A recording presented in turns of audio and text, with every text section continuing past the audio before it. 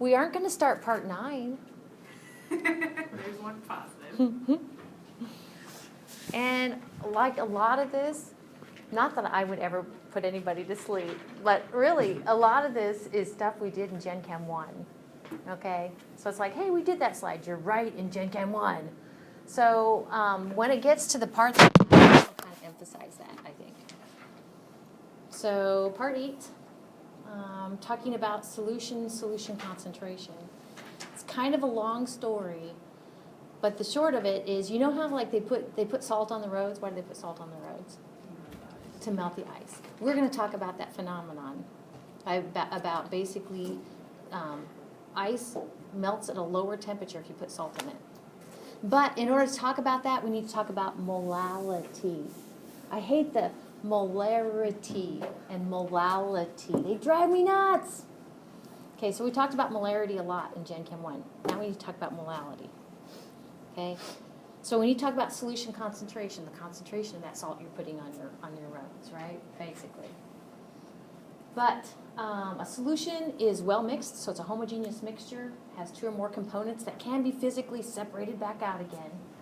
An aqueous solution means that actually water is the solvent. Yes, we're going to talk about solvent and solute. I hate those S's. Okay, solvent, solute, solution. Okay, drives me nuts.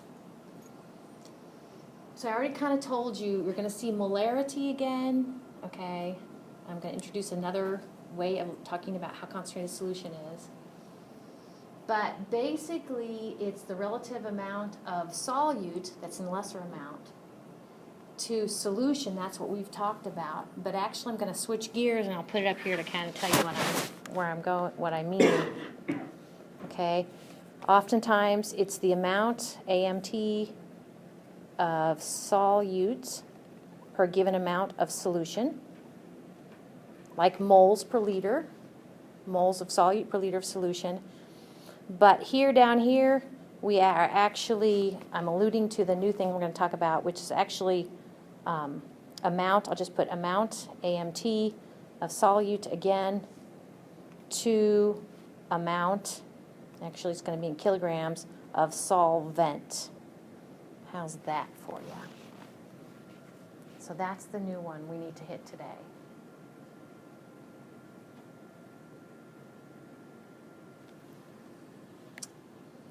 So, it's like deja vu.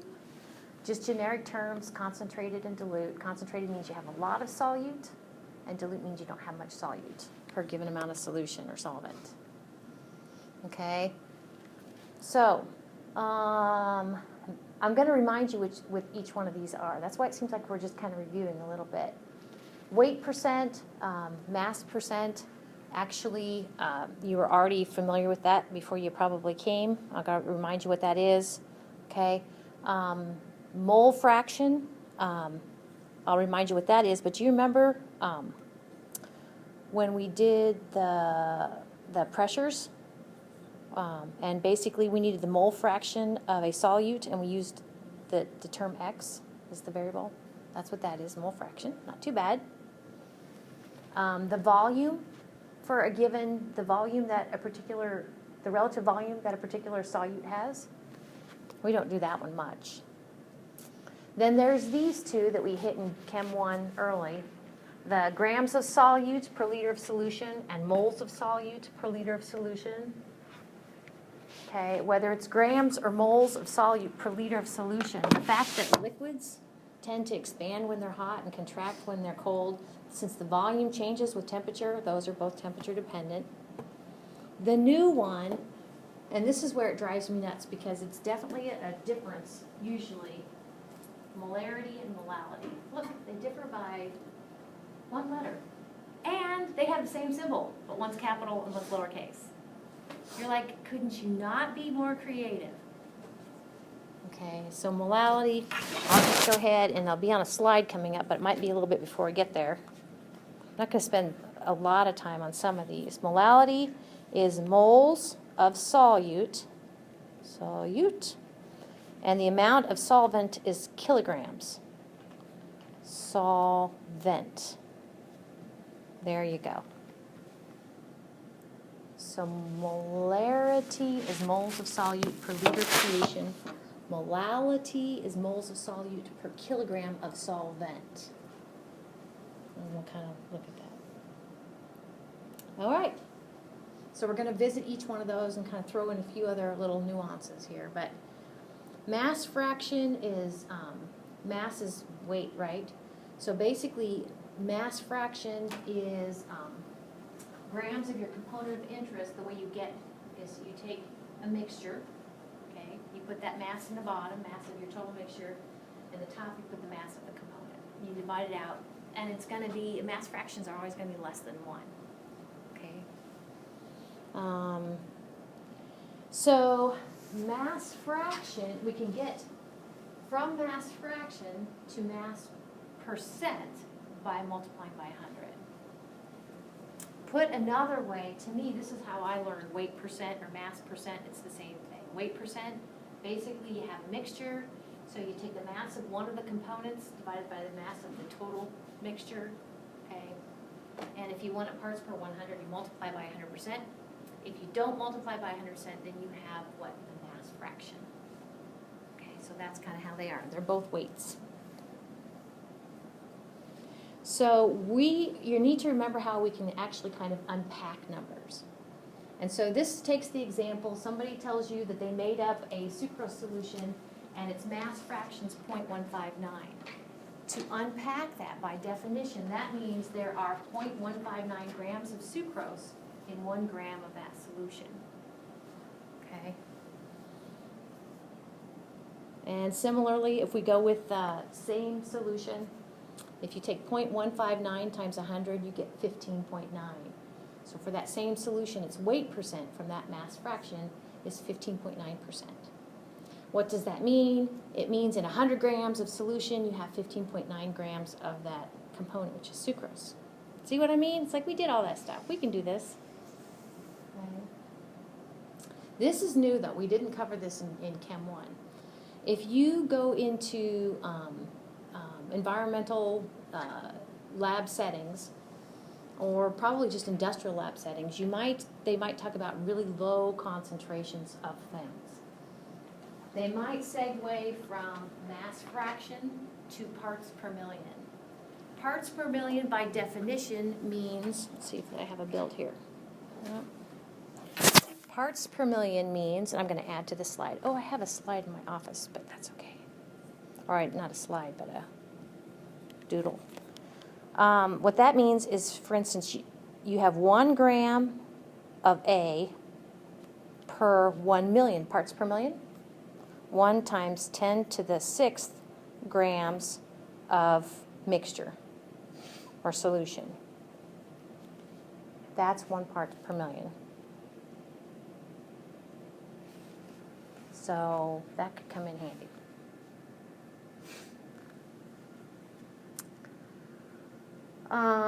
So actually, if you want the parts per million of a component and you already have the mass fraction, you can take that mass fraction, multiply it by 1 times 10 to the 6th, or 10 to the 6th, 1 million, and you have the parts per million.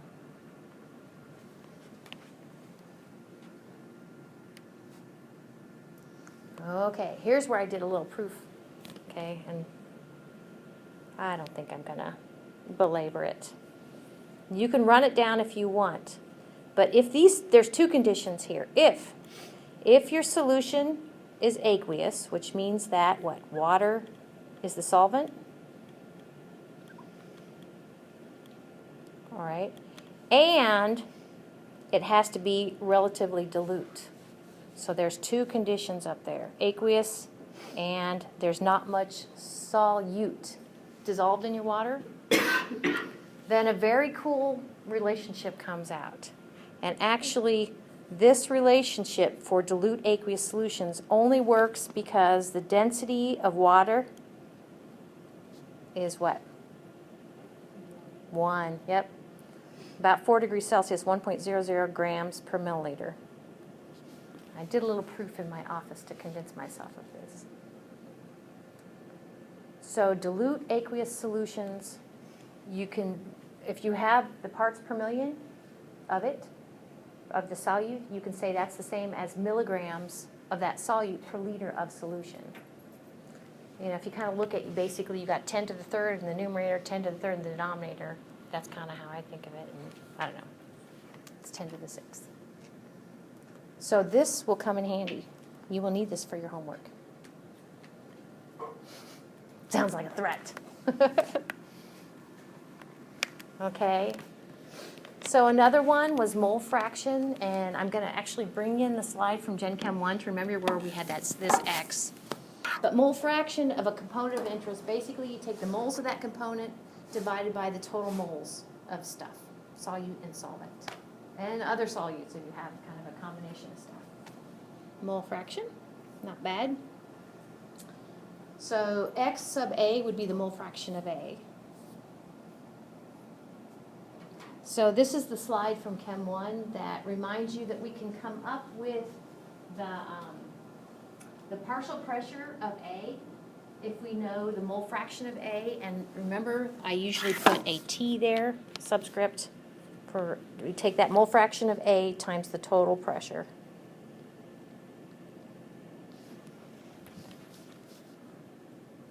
I hope this is ringing bells. So up there, how do you get the mole fraction of A? You take the moles of A divided by the total number of moles.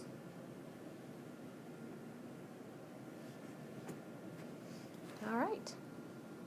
Mole fraction? Mole fraction, anybody? Mole percent, never used it, but if I had to, I would take mole fraction times 100%. You know, so mole fraction, mole percent is kind of like mass fraction, mass percent. Okay. See, we're just zipping along. You were hoping. Okay. So grams of solute per liter of solution. We're going to do an example of this coming up. But it's a common way of saying how concentrated solution is without having to do a molar mass conversion, right? Just leave it in grams of solute per liter of solution. Okay, so here is, I swear this is just right from the Chem 1. Do you guys have this? Yeah. Okay. So basically, I'm not even going to draw the diagram. That's how unenthused I am. Basically, you have a beaker with solution volume is 225 milliliters.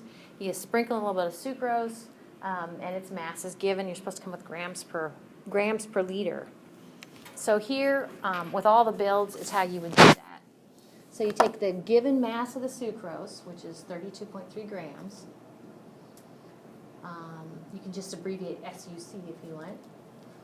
32.3 grams of sucrose divided by 225 milliliters of solution.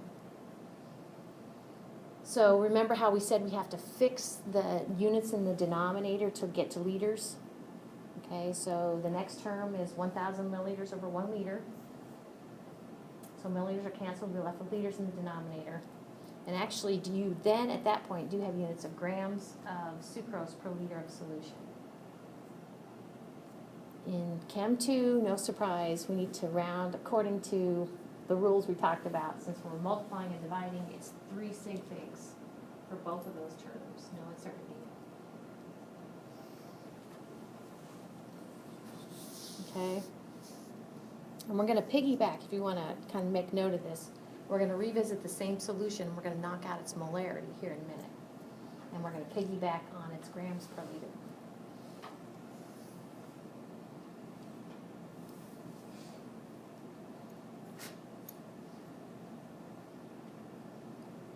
They're fun. Come on, people. It's like you didn't do enough with molarity before, right? Molarity, capital M, is moles of solute per liter of solution. So this is just your reminder that, and I do a lot of unpacking, and I use that word again, or that term again. So 3.0 moles HCl per 1 liter solution is what that means. It looks like I could use it as a factor label problem. So we're going to take that 144 grams of sucrose per liter of solution, and we're going to look at its units and basically get from grams per liter to moles per liter. And how will we do that? Using the periodic table, yes, and then it's molar mass. You got it. So the molar mass is sucrose is 342.30 grams per mole. So if we use the unpacked version of 144, it looks like this: 144 grams of sucrose per 1 liter of solution. And we want grams to cancel, so it looks like we're going to use the flipped version of the molar mass. If our second term is 1 mole of sucrose per 342.3 grams, 30 grams of sucrose, grams will cancel. We'll be left with units of moles per liter. And looks like we need to just keep our 3 sig figs. So 0.419 molar, capital M, moles of sucrose per liter of solution.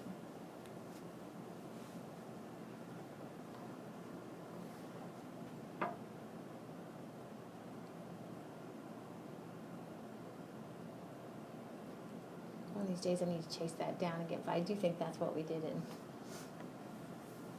like 6 months ago. 6 months? Seems like it.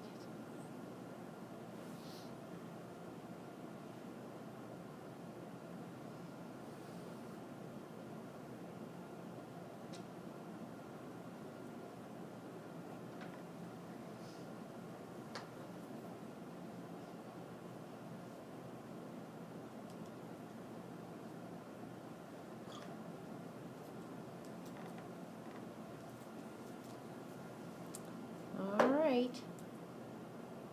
Molality, little m. So like I said, start to, if you haven't worked much with it, or even if you have, little m, molality means moles of solute again, but now in the denominator it's kilograms of solvent. And the cool thing about this, and you probably picked it up from the slide earlier, is it does not depend on temperature. So the temperature can do all it's going to do.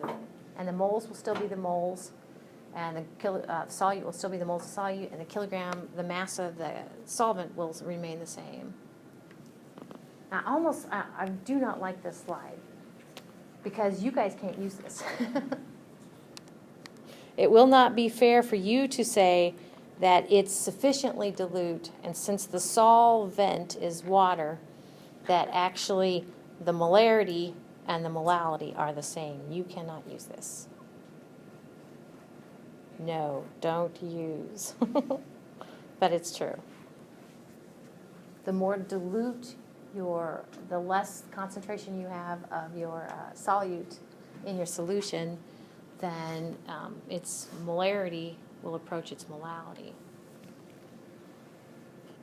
So like I said, the big deal about molality is that since you remove the volume term, molarity has that per liter of solution in the denominator, then go ahead and change your temperature. It is independent of temperature.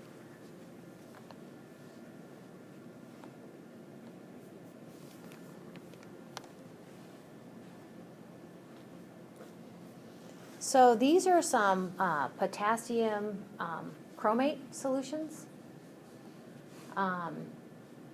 And they are both 0.100, but the one here that looks like they overdid it, like if you look at the top, it looks like they filled it too much. Okay. This one right here is actually molality. So what both of them have is the same mass of solute, 19.4 grams of K2CrO4.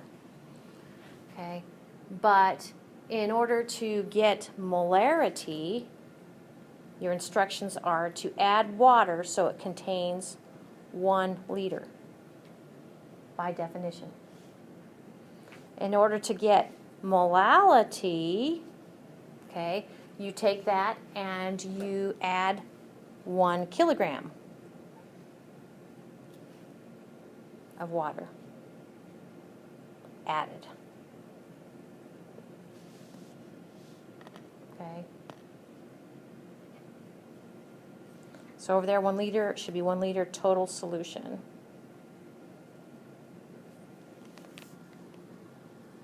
So molality and molarity.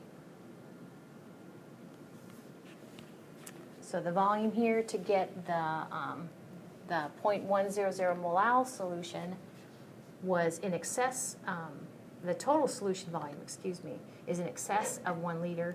And here, by definition, the volume of the solution is 1 liter.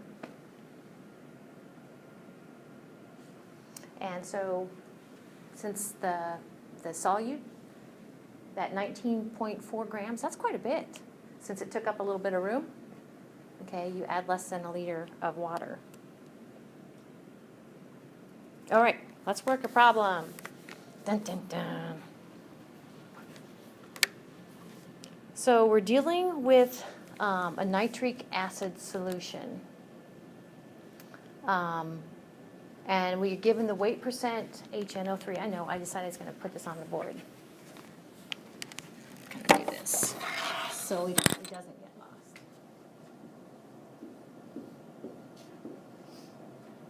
So, HNO3 solution, i.e., it's not pure. It's an aqueous solution. And they give us some information. I'm going to go ahead and unpack that if that's okay with you. The weight percent, 70.0% HNO3, means that there are 70.0 grams of pure HNO3 per 100, I'll go ahead and say 0.0 grams of solution. Does that make sense? How much water is there per 100 grams of solution?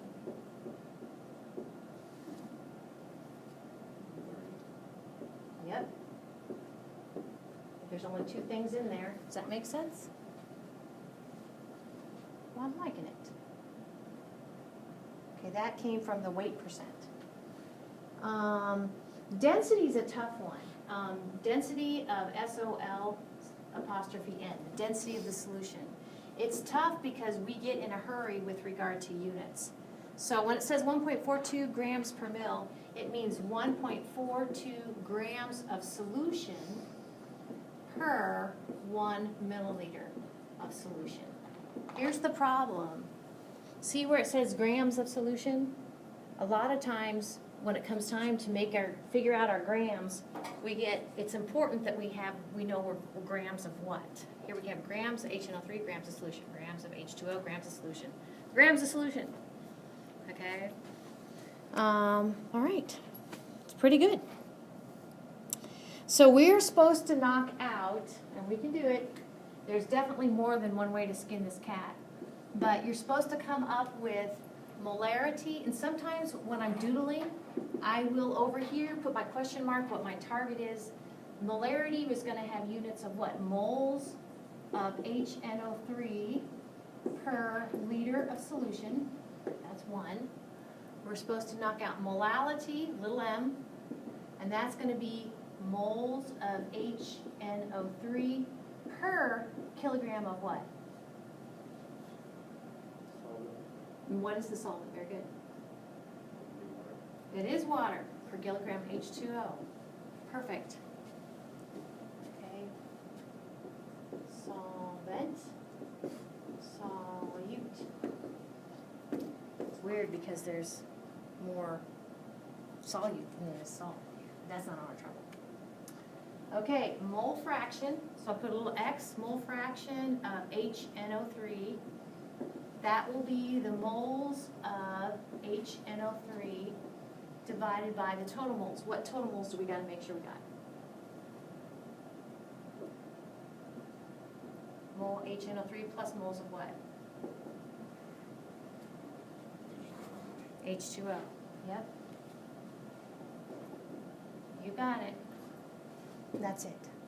So those are our targets. So what I would suggest, do you guys have these molar masses? So here's the molar masses that we're going to need to get to moles at some point. Molar mass of HNO3 is 63.02 grams per mole. And I bet you got the water down. It's 18.02 grams per mole. So what I suggest you do is set a basis. Okay? And anytime I'm given a percent, like the 70% HNO3, I usually like to set as my basis, and these are my hints for your homework. I usually like to set as my basis 100.0 grams of solution. That's my favorite route to go. And we've done that before, I think. Okay, I'll kind of write it. Usually, if you're working a problem, you need to say, you can say something like on the basis of 100.0 grams of solution, and then go ahead and work your problem. The cool thing is based on 100 grams of solution, we got 70-30. We got 70 grams of HNO3 and 30 grams of H2O, and things kind of start to fall in place. So I'm going to show you this, and then I think we'll have time. I'm going to show you the other basis would have been on 1 liter of solution. The reason 1 liter of solution can kind of help in this case is we can kind of run with this, the density, okay, in our favor. I like the 100 grams of solution instead of that 1 liter of solution.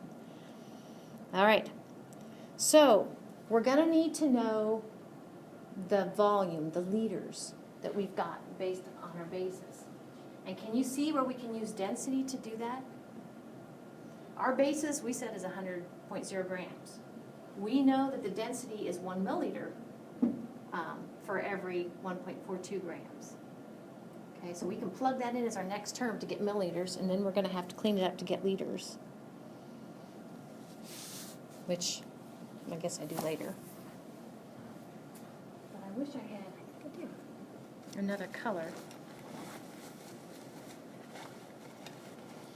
Okay, so this is miscellaneous information we know. On this basis, now we know that the volume is equal to 70.4 milliliters. We're going to use that. We have the molar masses before, so let me go ahead. On our basis, we said it was 70-30 nitric acid, or HNO3 to water. So we take that mass, 70 grams, use the molar mass of 63.02 grams per mole to get the moles of HNO3. I'm going to put those over here. And similarly, use that 30 grams of water, water's molar mass, to get to the moles of water. So N sub HNO3 is equal to 1.11 moles. N of H2O, moles of H2O, is 1.66 moles. You see, we about have everything we need to do all this stuff. We're pretty much there. Let's see how we can knock these out then. Okay, knock out the molarity first. You don't have to. But to knock out the molarity, it would look like this. So we know that on our basis we had 1.11 moles of HNO3 divided by the volume of the solution we said is 70.4 milliliters. Of course, we need it in terms of moles per liter, not moles per milliliter. So we introduced that second term, 1,000 milliliters over 1 liter. So that's your molarity.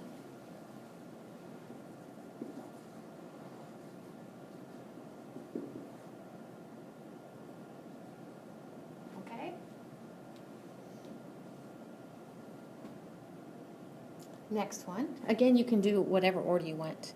These are hard to grade. So molality. We're going to use those moles again, but now we need the mass of the water. What's the mass of the water? 30, exactly. It's okay. We're gonna have to make those grams go to kilograms, but we can do that. That's exactly what we're gonna do. We're gonna take that 1.11 moles of HNO3 over the grams of solvent, 30.0 grams, and we gotta clean up the denominator to get it from grams of H2O to kilograms of H2O. And we can totally do that. Round it to 3 sig figs. The molality, little m, is equal to 37.0.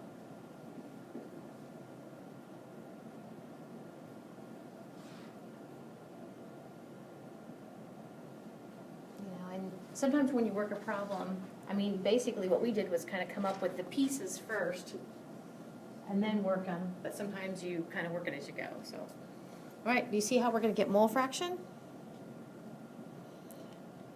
So mole fraction is going to be the moles of HNO3 divided by the total moles, which would be the moles of HNO3 plus the moles of H2O. And it's fraction, not percent, so we just go ahead and report that to 3 significant figures. So mole fraction of HNO3 is 0.401. And do you remember that that's usually unitless, because it's like moles of HNO3 per mole of stuff in your solution. Usually we let those moles cancel. Any questions about that?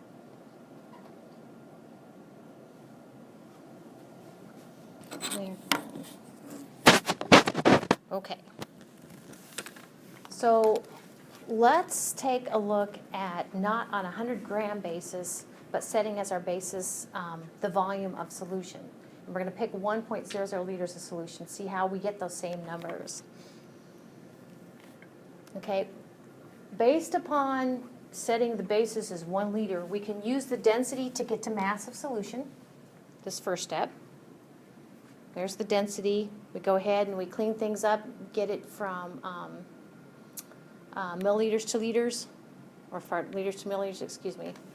Okay, so the mass of your solution is 1,420 grams. So that's the mass of your solution.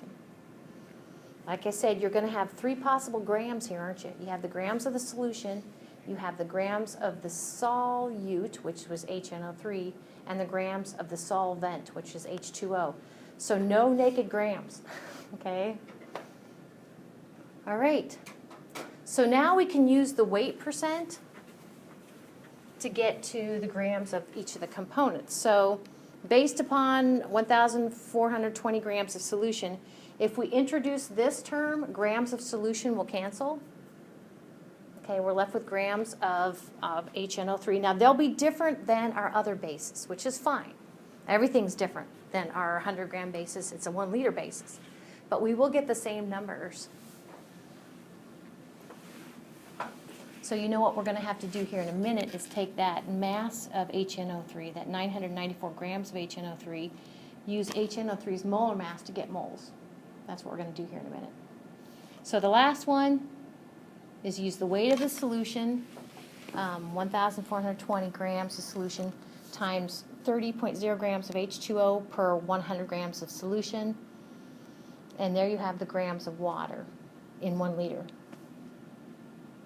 which is 426 grams of water. Like I said, we're going to have to now take those masses and get to moles, like we did before. For HNO3, 94 grams of HNO3, and its molar mass, 1 mole per 63.02 grams of HNO3. So we have different moles, which is fine. It's all going to work out. 15.8 moles of HNO3. Moles of H2O would be the mass of H2O. 426 grams of H2O times 1 mole over 18.02 grams. And so we have 23.6 moles of water. So now we should be ready to kind of flesh things out. So molarity by definition is the moles we got divided by 1 liter. That's probably the easiest one, right? Okay, so the molarity is 15.8 moles HNO3 per liter of solution.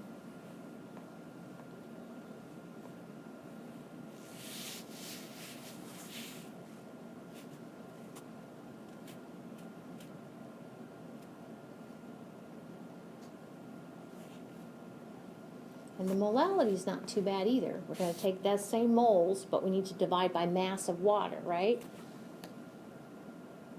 So molality looks like this. We take 15.8 moles of HNO3 divided by 426 grams of water.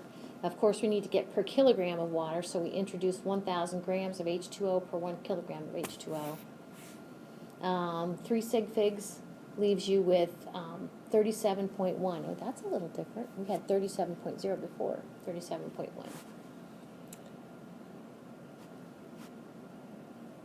Is the molality. And you guys saw me write this, but as long as you're careful, you know, you can express this as 37.1 molal, HNO3. It's the same thing. Last but not least, mole fraction. We take the moles of the HNO3 divided by the sum of the moles of the HNO3 and the moles of the H2O. Round it to 3 sig figs.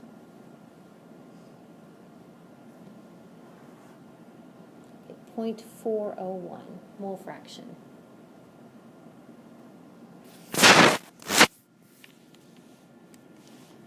And like I said, I know these units are explicit, but oftentimes we just say it's unitless, that the moles cancel.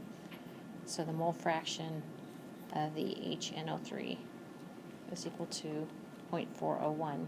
No units. Negative number.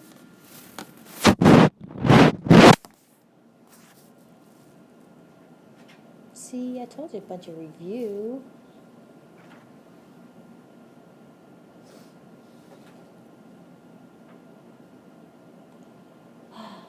Sigh. We could have started the next part.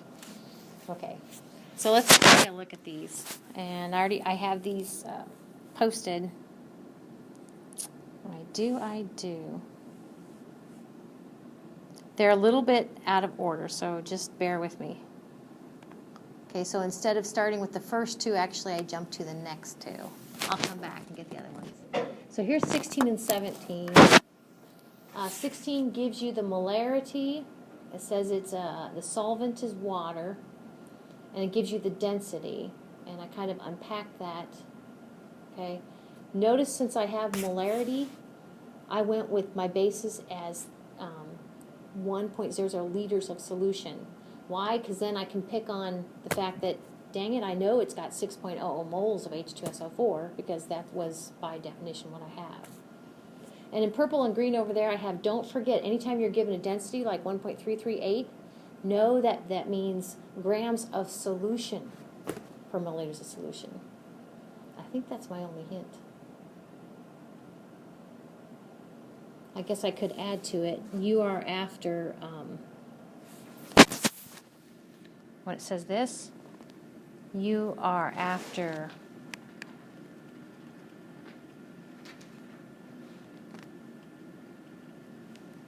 grams of H2SO4 per grams of solution.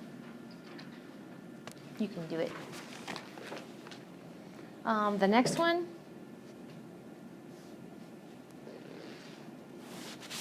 have I mentioned this? Anytime you see square brackets, that means molarity. I think I might have. But in this case, you're given the concentration of the sulfate ion in parts per million. And I went ahead and said, by definition, parts per million means that many grams over 1 million grams of solution. But this time, go ahead and use, it's not like a simplifying assumption necessarily, but go ahead and since it's dilute and it's aqueous, you're like, well, how do I know it's dilute? Well, anything that's like less than 1,000 parts per million is dilute. How's that? So it's dilute and it's aqueous. So I told you you were going to use this for your homework. So you are going to use this for your homework.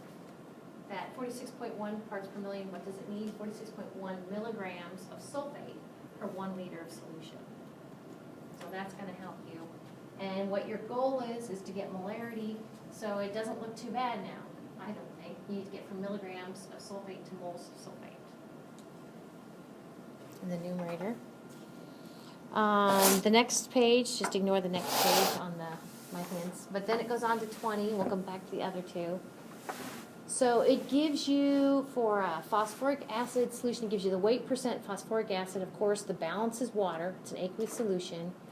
It also gives you the density. And I, like I said, would go with 100.0 grams of solution. And then you should be okay. Since you're after molarity, you're going to have to, you can get this grams to moles, no problem. And then to get the liter of solution, basically you're going to use the mass of the solution and the density of the solution to get the liters. So plug that in there. For the next one, it's kind of interesting. Your solvent, finally, is not water, it's benzene. They do give you the density of benzene. So the solute is that C6H4Cl2, that 2.56 grams. You're going to dissolve it in 50.0 milliliters of benzene. Your goal is to get to the molality. And remember what molality is. I usually write it down, jot it down in the margin. Molality is moles of solute, which is your your C6H4Cl2. The moles of that per kilogram of benzene. Like, how do I get kilogram of benzene? Well, they gave you the volume, the 50 milliliters, and they gave you the density. So you can get to grams and then kilograms of benzene. So that's going to go on the bottom. On the top, all you got to do is use the periodic table and get the molar mass of that C6H4Cl2. Okay. That was not too bad. They're all not too bad. This one, another phosphoric acid, different weight percent. They give them the density of the solution. To me, anytime you're given weight percent, a basis is to go on 100 grams of solution, I think. So in this case, we have 3466 grams of phosphoric acid and water. This is kind of like what we did here just a little bit ago. So you're supposed to knock out molarity and molality. They look like the same thing to me a minute ago. Molality is moles of your phosphoric acid per kilogram of water. Molarity is moles of your phosphoric acid per liter of solution. Okay, so remember we can get to liters of solution using the 100 grams, the mass of the solution, and the density of solution to get to that. Okay, this one has two parts. The next two have two parts.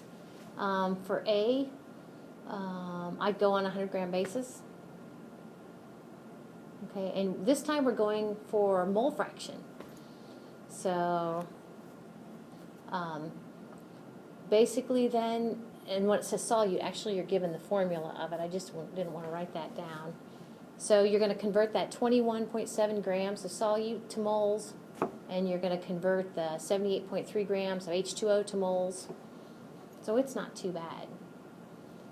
The next one, you're given molality and asked to find the mole fraction. To remind myself what route to go, I unpacked the given molality, and I reminded myself, oh, this is wrong. I reminded myself now that that's moles per kilogram of solvent. Dang it. Where's my eraser when I need it? Okay. Do you see what my problem is here? It's bad. I'll change the color. Per 1 kilogram of water.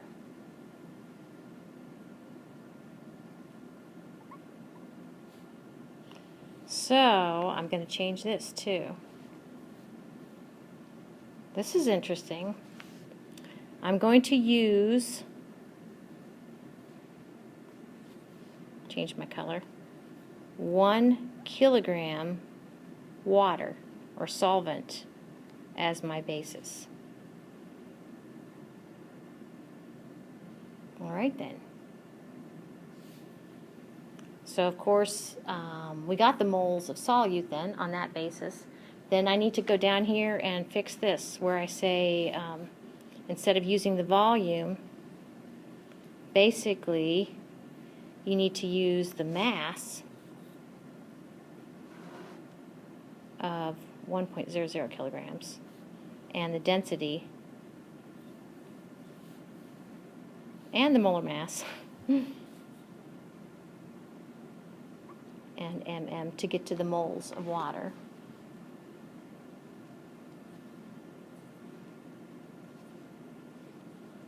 And of H2O. I hope that works. Yes, I fixed that. I'll have to delete my other one. It's hard to delete a Twitter tweet. I think you can though. Okay, so last one. Okay, actually there's two more, I guess. And this is pretty simple. Make sure I got these right. Molarity and weight percent. Yep. The first one I would use 1 liter since molarity is given. And the other one I would use 100 grams of solution. And then going back to 11 and 12, this reminds me of Chem 1. I don't know. You're given certain information in 11. They give you the weight percent of salt in your brine, and they basically give you indirectly the density. So they say for the solution, which is the water and the salt, 76.9 grams will have a volume of 75.0 milliliters. So I kind of put it up there in my hint. And so basically, they want to know how many liters, so I put it over there, you would need to, what volume you'd need to get in liters if you want 725 kilograms of pure salt. So to me, if you look at the black, which is the strategy, you can look at the blue and the purple, which are your keys, to really kind of get in between those two, I think. For the next one, given the molarity and the volume you want to ultimately dilute your silver nitrate to, they want to know what grams you need. So there's different ways to skin this cat too. I just unpacked molarity and I started with the volume and went to grams. So, all right, that's it. So look at my second tweet, not my first tweet. So you have my phone number. Give me a call. Probably just sitting around anyway.